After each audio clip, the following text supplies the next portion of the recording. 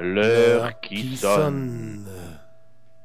Voilà, et à nouveau, cette super radio avec ses émissions L'heure qui sonne. Soyez les bienvenus. À gauche de moi, Mr. Tom.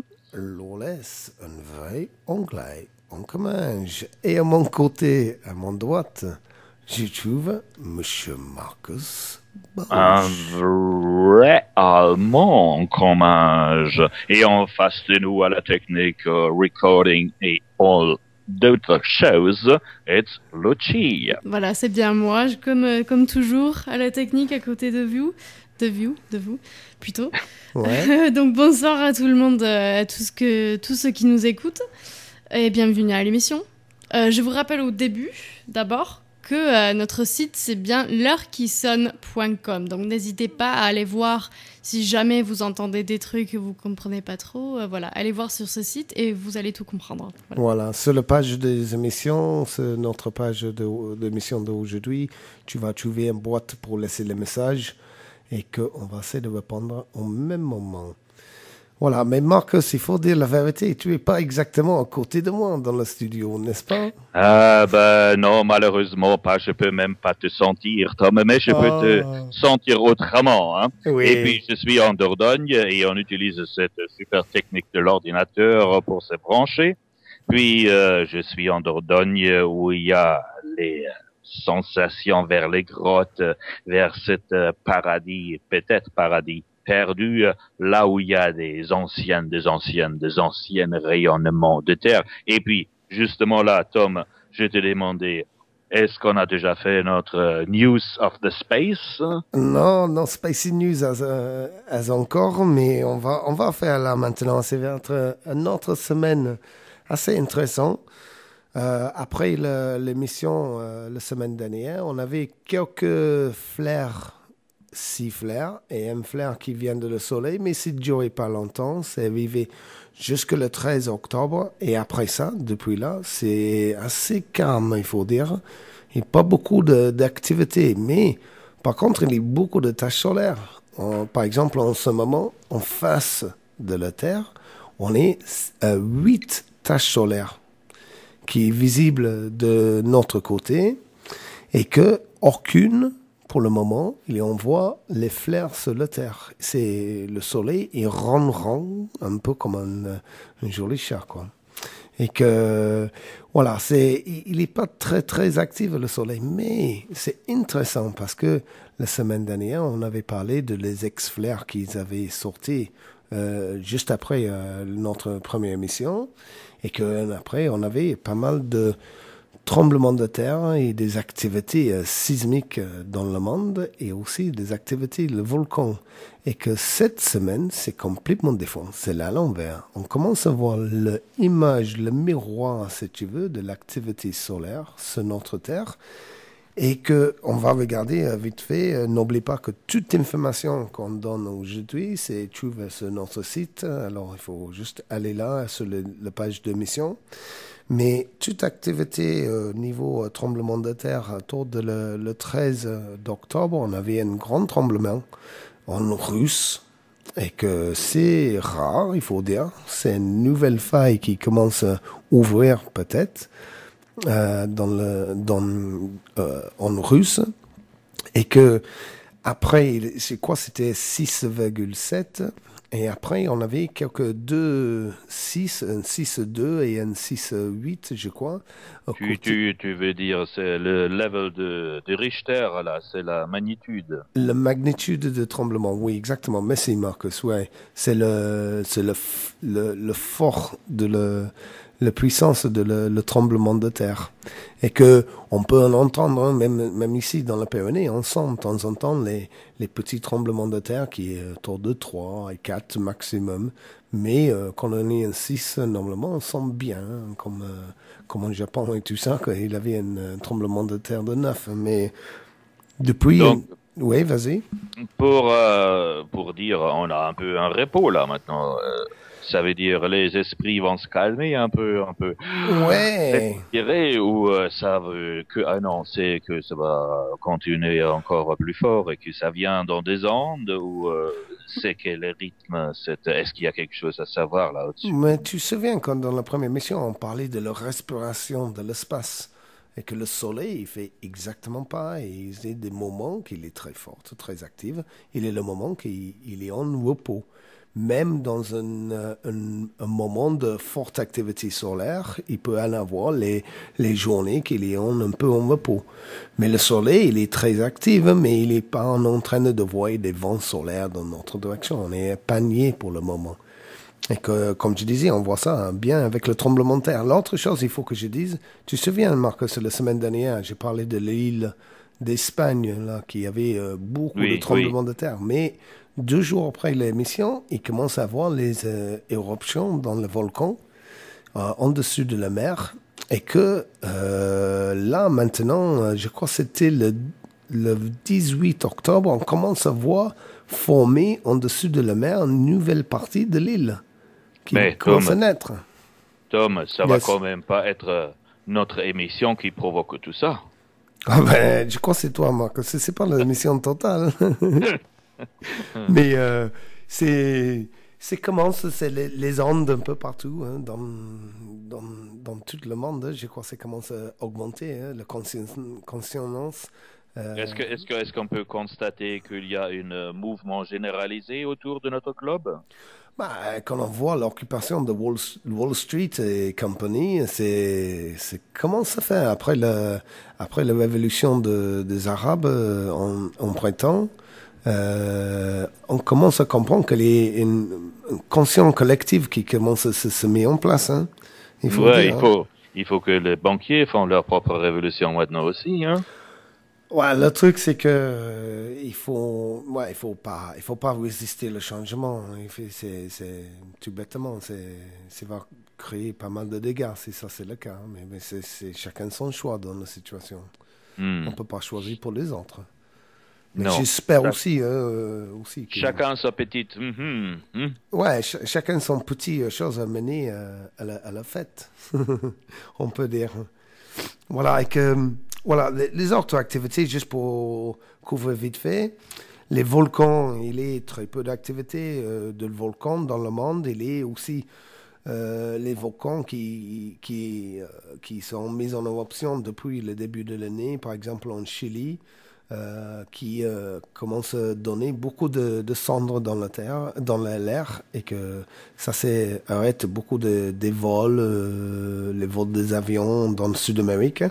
Et bizarrement, il avait aussi un volcan en russe qui s'est mis en activité, qui s'appelle Kamtchatka, je crois, et que c'est juste une autre indication il y a des connexions entre des tremblements de terre, des volcans et aussi des activités solaires, comme on avait vu. Pour autre chose, comme les inondations, c'est commence à calmer un peu. Niveau météo, si tu veux, c'est un grand changement, hein, surtout ici.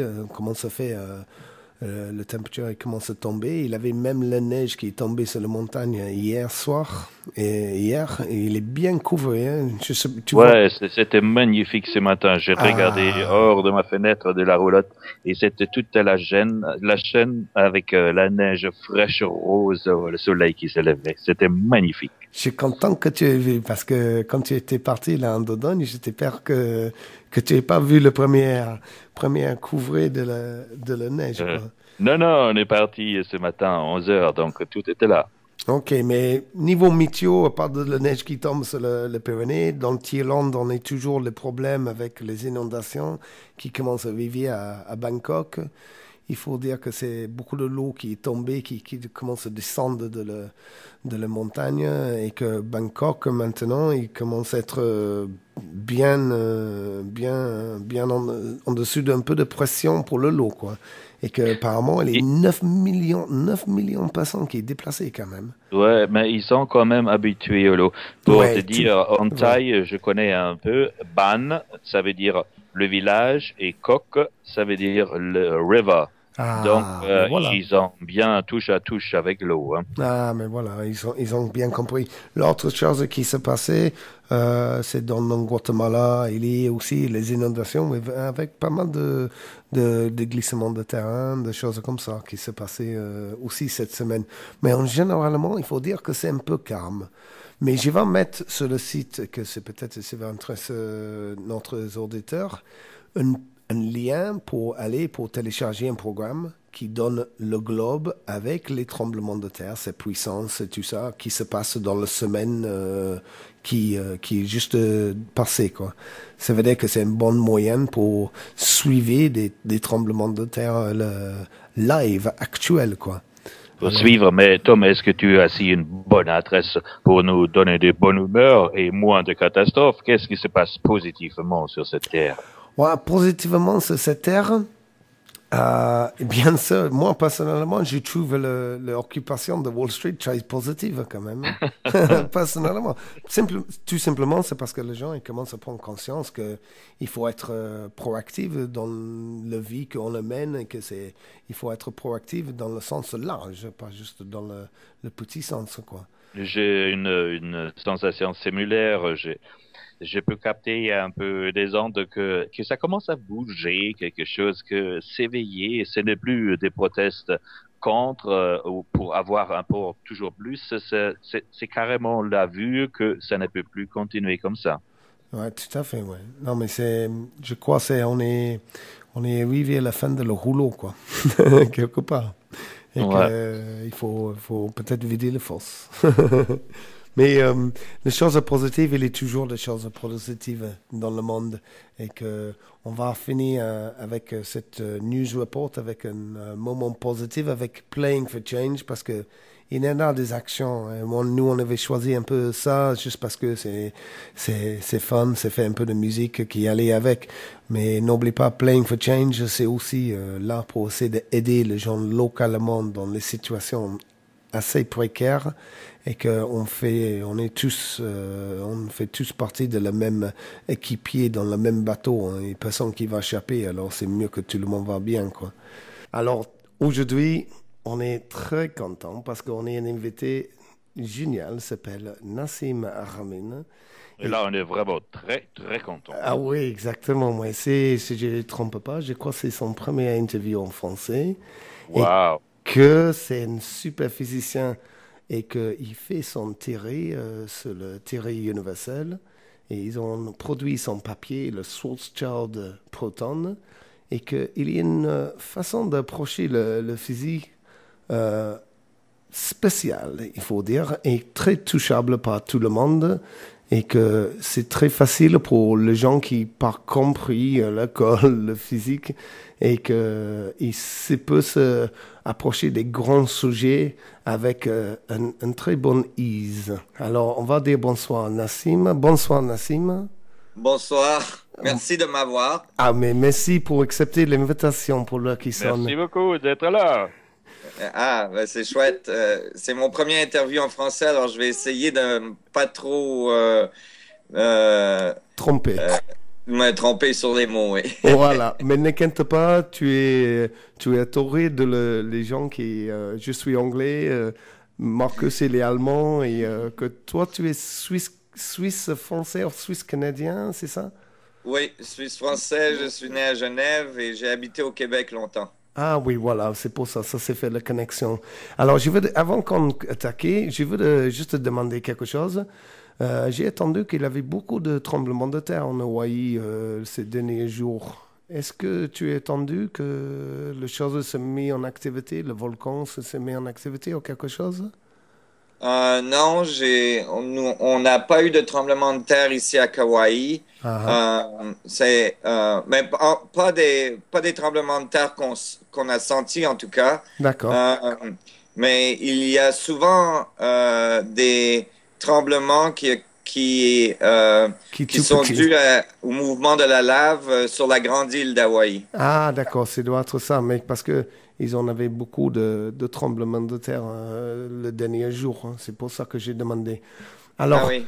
merci pour être là. Excusez-moi pour cette personnelle information, mais voilà, merci pour être là. Alors, comme je disais, tu as une façon de regarder le physique qui n'est pas exactement traditionnelle, on peut dire, une façon que d'approcher ce sujet. Est-ce que, je veux te demander, parce que comme c'est ton premier interview, je veux que les gens comprennent de la façon que tu es arrivé dans ce sujet de physique, de la théorie universelle. Depuis que tu étais jeune, tu t'es déjà avoir une intuition, si j'ai bien compris, pour la façon que ça marche, ce monde, ou ce système solaire, n'est-ce pas? Oui, dès que j'avais l'âge de presque 10 ans, j'avais commencé à penser à un nouveau système de description de dimensions. C'est-à-dire que quand j'ai eu ma première leçon en géométrie et qu'on m'a expliqué le système de dimensions qu'on utilise en ce moment, dimension 0, c'est un point qui n'existe pas. Les points sont mis ensemble qui font une ligne. Ça, c'est la dimension 1. La dimension 2, c'est 4 lignes ensemble qui font un plan. Et on met 6 plans ensemble pour faire un cube qu'on appelle la dimension 3. Et cela existe parce qu'elle enferme un volume. J'ai eu un problème tout de suite avec cet axiome. On peut dire axiome en français? Oui, tu peux dire, oui, c'est Parfaitement. Ouais, ouais. Oui, j'ai eu un peu de problème avec cet axiome puisque si le point n'existe pas, qui fait une ligne qui n'existe pas, qui fait un plan qui n'existe pas, ça ne... le cube, il doit n'exister pas, c'est ça? Oui, le cube ne peut pas exister. On peut mettre tous les plans qu'on veut, des milliers de plans ensemble. S'ils n'existent pas, on n'obtient pas l'existence. Ouais. On n'enferme pas un volume. Et donc, ça avait créé un problème pour moi. Et je me suis rendu compte beaucoup plus tard qu'il y avait beaucoup de gens, des philosophes, des ingénieurs, des gens qui ont fait beaucoup de travail sur la physique et tout ça, qui ont eu ces problèmes aussi. Comme un des plus fameux, c'est Buckminster Fuller, qui était un ingénieur et un géométriste, qui a écrit dans ses livres qu'il y avait un problème avec cet axiome. Je ne savais pas tout ça quand j'avais 10 ans, mais je me suis mis à réfléchir là-dessus et j'ai trouvé une nouvelle solution. D'accord, c'était une solution qui se mène dans la direction de ta théorie universelle, en fait. Oui, c'est une solution qui m'a amené à considérer notre univers d'une façon un peu différente. La solution était que au lieu de prendre un axiome ou une position que le point n'existe pas puisqu'il n'a pas de volume, que ce soit le contraire, que la seule chose qui existe, c'est le point, que le point peut être divisé à l'infiniment petit ou à l'infiniment grand. Donc, on habite dans un univers fractal de division. Je ne savais pas ces terminologies-là quand j'avais 10 ans, mais j'avais visualisé cette possibilité que il y ait des divisions à l'infinité vers l'infiniment petit ou vers l'infiniment grand. Et que c'était le résultat du reference frame, du cadre de référence qui définissait les scales, les échelles. Les échelles, voilà. Voilà, ouais, d'accord, ok. Et que ça veut dire que tout ce qui est dedans, on trouve droit de cette manière. Oui, et ça avait beaucoup d'implications que je n'ai pas réalisées quand j'avais 10 ans, mais éventuellement que j'ai réalisées plus tard. J'ai entendu que c'était ta mère qui disait quelque chose qui dise, voilà, si le point existe, comment le table existe, quelque chose comme ça, non? Oui. J'ai entendu. J'ai eu ce problème, pardon. Ouais. J'ai eu ce problème très tôt que, OK, si il y a des divisions à l'infini dans chaque point, c'est-à-dire que on peut diviser les cellules, l'atome, les structures subatomiques et tout ça vers l'infinité, comment il y a, si tout est infini, comment on a des contraintes ou des surfaces qui apparaissent finies. Comme ma mère m'a dit tout de suite, moi j'ai un corps qui est fini et tout ça. Et donc j'ai dû essayer de comprendre quelle est la relation entre l'infini et the boundary condition, le conditionnement de limite en fait. Les conditions de limite, exactement. Okay. Et donc, je ne savais pas en ce temps-là, et j'ai découvert ça plus tard, qu'en fait, j'adressais un des problèmes les plus fondamentaux en physique aujourd'hui, c'est-à-dire la division entre la physique quantique et la physique relativistique d'Einstein. C'est-à-dire qu'on a une physique pour les grandes choses, pour les planètes, les soleils, les galaxies, les univers, on utilise les équations d'Einstein. On a une physique pour l'atome et les structures subatomiques qui s'appelle la physique quantique. Et les deux ne s'entendent pas. Les équations d'Einstein prédisent des smooth curvature. La curvature douce, ouais, les courbes. Le courbe douce. La courbe continue. Ouais. Et les physiques quantiques prédisent des structures linéaires finies, des numéros quantiques. Et donc, les deux ne s'entendent pas. Est-ce que l'univers a des divisions discrètes ou est-ce qu'il est continu? Et donc, il y a ce problème entre l'infini et le fini qui est à la base de nos problèmes en physique. Et donc, j'ai commencé à essayer de trouver une relation entre le fini et l'infini. Et que, si j'ai bien compris, et que parce que c'est fait beaucoup de ton travail, et que, comme j'ai regardé depuis maintenant pas mal de années, tes théories, si j'ai bien compris, tu commençais à attaquer de trouver des solutions entre le quantique et le relatif, que tu avais fait commencer à attaquer par la géométrie, si je ne me trompe pas, d'essayer de trouver la solution de cette situation traversant la géométrie, un peu comme Buckminster Fuller aussi. Oui, absolument. Il y a eu beaucoup de gens dans notre histoire qui ont eu une impression, une intuition que la solution pour trouver une théorie de physique unifiée serait une solution géométrique, incluant Einstein. Einstein a passé toute sa vie à essayer de trouver une solution d'unification et il a fait beaucoup de statements, de papier, de progression, il a parlé beaucoup que la solution sera probablement une solution géométrique et beaucoup d'autres. Bon, évidemment, Buckminster Fuller, et on peut aller jusque dans l'ancienne Grèce avec Platon et Pythagore et même jusqu'aux Égyptiens et avant. Et donc, j'ai réalisé qu'il y avait une solution géométrique qui s'appelle des solutions fractales, de la géométrie fractale, où on peut décrire des divisions infinies dans un volume qui apparaît fini.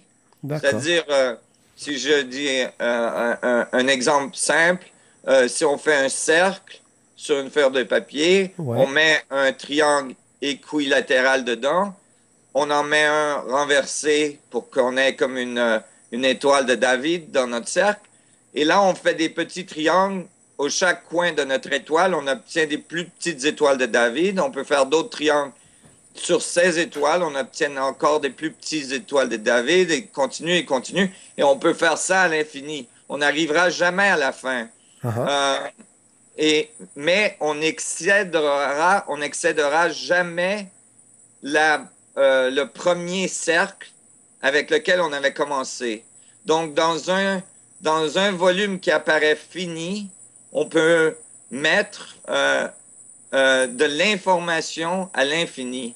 D'accord, c'est un peu, si j'ai bien compris, si Marcus a bien compris, c'est un peu comme quelquefois quand on regarde dans un miroir, qu'il y a un miroir derrière nous, qu'on voit sans cesse notre image qui allait. Exactement. D'accord. Et d'ailleurs, ce que tu décris, c'est un rapport de feedback. Je ne sais pas comment on dit feedback en français. Feedback, c'est bon, ça, feedback, tout le monde comprend. Tout le monde comprend ça, ouais. C'est comme parking. Ouais, Hein? oui, exact. Et stop. Au week-end. Ouais. Week-end, oui. Voilà. Et donc, et une équation de fractale, c'est une équation de feedback où la réponse est repassée dans l'équation et on obtient une autre réponse et on repasse dans l'équation. Et toutes ces itérations créent les divisions de la structure. Ouais. Et quand on regarde l'univers, au moins quand on regarde la nature autour de nous, on voit ce genre de structure partout dans la nature.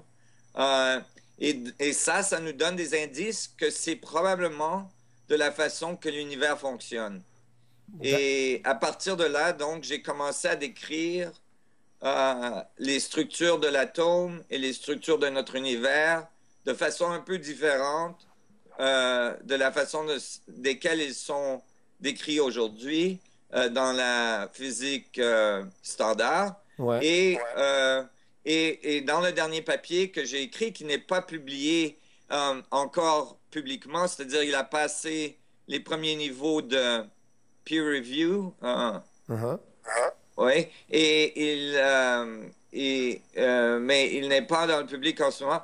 Dans ce dernier papier, d'ailleurs, j'ai pu décrire cette très fine pixelation. Pixelé, ouais. Oui, pixelé de la structure de l'espace, de la structure qui crée toute notre structure matérielle. Dans le papier que tu as mentionné, j'avais décrit donc que le centre de l'atome doit être un trou noir. S'il peut être divisé jusqu'à l'infini, si tout peut être divisé jusqu'à l'infini, ça voudrait dire que tout doit être un petit trou noir. Tous les atomes doivent être un petit trou noir. Et dans ce papier, d'ailleurs, qui avait gagné un prix en Belgique quand je l'ai présenté, on a décrit le nucléi d'un atome comme un petit trou noir et on a calculé quelle force de gravité ce petit trou noir créerait avec d'autres petits trous noirs, d'autres petits protons qui orbitent l'un avec l'autre. Et quand on a fait ces calculs, on a obtenu la force typique qu'on appelle la force forte au niveau du nucléi, au niveau de la physique quantique. Excepté que dans mon cas, cette description de cette force est donnée comme une force de gravité, alors que dans la physique quantique, cette force forte, qui est la force la plus forte dans l'univers, elle tient l'atome ensemble, est donnée dans la physique quantique sans source, sans dire d'où elle vient cette force, où est l'énergie nécessaire pour la créer et comment elle se retrouve là. Dans mon cas, j'utilise de la physique d'Einstein, de la physique classique, pour décrire l'atome, et donc j'unifie la physique classique ou la physique d'Einstein avec le système atomique. D'accord, ok. Ok, on commence à comprendre le principe de Ça veut dire, puis-je... Oui, vas-y, Marcus, vas-y. Ça veut dire qu'il n'y en a pas de début d'expliquer cette énergie. Ça reste dans le logique incompréhensible. Non, ça veut dire que maintenant, on peut comprendre que cette énergie qui tient l'atome ensemble, c'est une énergie gravitationnelle, comme l'énergie qui tient la planète en orbite autour du Soleil, ou qui fait que les galaxies orbitent et tout ça. Et donc, on obtient une description de l'atome beaucoup plus classique et beaucoup plus mécanique et beaucoup plus possible de visualiser. Alors qu'en physique quantique, cette force est donnée sans source, sans explication d'où vient cette énergie, comment elle se retrouve là, quelles sont ses structures et tout ça. Là, en décrivant l'atome comme un petit trou noir, on peut décrire cette énergie qui garde le nucléaire de l'atome ensemble. On peut décrire ça de façon classique ou de façon gravitationnelle. Mais dans mon nouveau papier que je disais que je n'ai pas publié encore publiquement, dans ce nouveau papier, il y a j'ai décrit le trou noir de l'atome, le point dans le milieu de l'atome qui est cette singularité, comme un point holographique. Et j'ai trouvé les solutions géométriques pour le décrire holographiquement et fractalement. Et ça m'a donné des résultats exacts pour la gravité, pour la masse standard du proton, pour la masse de l'univers, pour le nombre de particules dans l'univers, combien de notre univers il y a dans un plus grand univers, combien de ces univers-là il y a dans un plus grand univers jusqu'à l'infini. Et donc, j'ai trouvé une solution holographique qui transcende la physique quantique et les équations d'Einstein, puisque j'obtiens les exactes solutions pour la gravité en n'utilisant que de la géométrie. D'accord. Mamma mia, quel boulot. Et puis, je veux te faire aussi des compliments pour ton français. Il faut pas oublier, parce que tu parles d'une logique tellement charmante qu'on comprend pratiquement tout, quoi. Ouais, c'est magnifique, c'est magnifique. D'ailleurs, dans ce papier, je fais un statement, j'écris une phrase où je dis que maintenant, tous les étudiants, même au niveau de l'école primaire, vont pouvoir prendre avec une calculatrice et en connaissant un peu la géométrie, vont pouvoir calculer la force gravitationnelle de n'importe quel objet sans avoir à comprendre des équations trop compliquées, complexes comme les tenseurs et oui, exactement. Les choses assez compliquées, en fait. Complexe. Complexe, très complexe. C'est bizarre que tu dis ça, c'est parce que j'avais une expérience, j'ai 3 enfants et que un de leurs grands enfants, il est très fort mathématiquement, il aime bien, et que j'ai expliqué de fait des fractions par l'étoile de David, en fait. Et c'était juste un petit truc pour avoir le moitié, un tiers, un quart, parce qu'on peut voir ça dans un point de l'étoile de David, en fait. Oui. Ouais, et que j'ai expliqué ça, j'ai fait une très belle expérience. D'ailleurs, il vient des conférences que tu donnais, que j'ai eu cette impulsion d'aider mon fils de comprendre la fraction de ses côtés. Et je vous dis, tout le monde qui écoute, je vous dis, ça marche. Alors, il faut adopter beaucoup plus ça, peut-être, dans les écoles dans le futur. Ouais, super, ouais. Ouais. Alors, on va faire une petite pause musique, juste laisser des neurones recharger vite fait. Se reposer. Et reposer, voilà, exactement. Merci, Lucia. Et qu'on revient en 5 minutes. Le dosage est bien, hein. Pardon? Le dosage est bien. Ah, le dosage, il est magnifique, ouais. Il est magnifique. Alors, on envoie la musique. À de suite.